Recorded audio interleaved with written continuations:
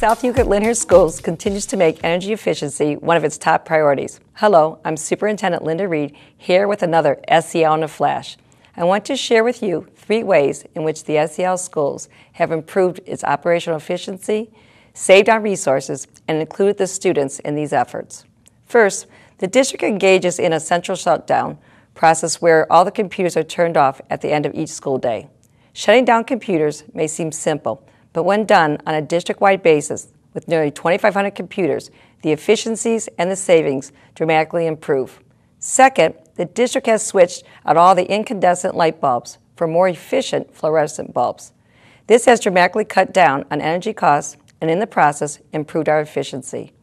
Finally, the district has embarked on an energy conservation program called Synergestics, an energy awareness program that has the potential to save the district $2 million over the next 10 years.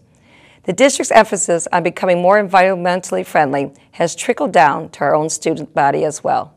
Our elementary schools have green clubs.